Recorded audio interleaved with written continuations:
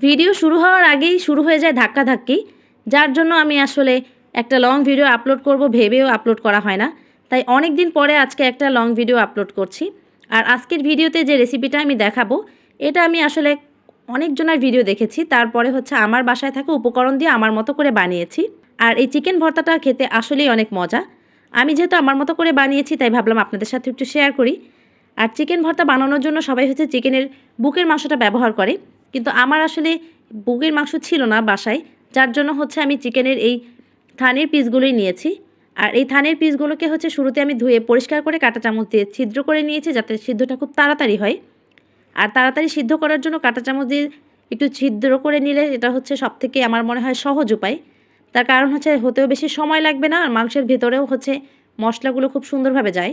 আর এরপরে হচ্ছে এই মাংসটাকে আমি পরিমাণ মতো পানি দিয়ে এর মধ্যে হচ্ছে দিয়েছি গোলমরিচ, দারচিনি আর তেজপাতা, আর দিয়েছিলাম পরিমাণ মতো লবণ। আর এরপরে চিকেনটাকে ভালো করে সিদ্ধ করে তারপরে আমি হচ্ছে তুলে নিয়েছি। আর চিকেনটাকে হচ্ছে এখন খুব সুন্দর করে ছাড়িয়ে নিচ্ছি। যেহেতু আমি এখানে বোনলেস চিকেন ব্যবহার করিনি, তাই হাড্ডিগুলোকে আলাদা করে আমি রেখে দিচ্ছি সাইডে। আর মাংসটাকে হচ্ছে ঝুড়ো করে পাশে রেখে দিয়েছি। আর এখন একটা কড়াইয়ের মধ্যে আমি পরিমাণ মতো পেঁয়াজ কুচি দিয়ে দিচ্ছি হচ্ছে কাঁচামরিচ কুচি।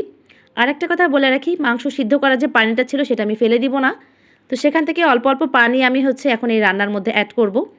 আর মরিচ আর পেঁয়াজটা একটু সিদ্ধ হয়ে আসলে এরপরে হচ্ছে যে পানিটা আমি রেখে দিয়েছিলাম সেখান থেকে অল্প একটু দিয়ে দিচ্ছি।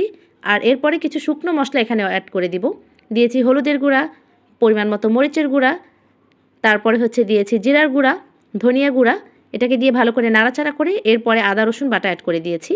আমি যেহেতু মাংস সিদ্ধ করার সময় লবণ দিয়েছি, যার জন্য এখানে আমার মনে হয়েছে যে লবণ অ্যাড করার প্রয়োজন নেই, কারণ মাংসের মধ্যেই হচ্ছে খুব সুন্দরভাবে লবণটা একদম মিশে গিয়েছে। আমার কাছে মনে হয়েছে এখানে লবণ দিলে পরে বেশি হয়ে যাবে, সেজন্য আমি আর কোনো লবণ দিইনি। আর এরপরে যে অবশিষ্ট পানিটা ছিল সেটাকে হচ্ছে অ্যাড করে দিয়ে কিছুক্ষণ নাড়াচাড়া করার পরে এর মধ্যে হচ্ছে আমি ঝুরা মাংসগুলোকে অ্যাড করে দিলাম। আর এটাকে নাড়াচাড়া করার কিছুক্ষণ পরে আমি আবার টক দই দিয়ে দিয়েছি। আর অল্প একটু লেবুর রসও দিয়ে দিচ্ছি, কারণ আমার কাছে লেবুর ফ্লেভার হচ্ছে অনেক বেশি পছন্দের, তো সেজন্য একটু লেবুর রস দিলেও হচ্ছে গিয়ে খেতে ভালো লাগে। আর লেবুর রসটা হচ্ছে দেওয়ার পরে আমি এটাকে খুব সুন্দর করে মিশিয়ে নিচ্ছিলাম।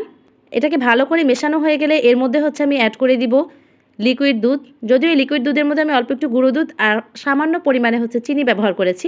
চিনিটা অপশনাল, না দিলেও চলবে, কিন্তু আমি এখানে দিয়েছি কারণ আমার কাছে মনে হয়েছে তাহলে টেস্টটা একটু ভালো লাগবে, তো সেজন্যই দেয়া।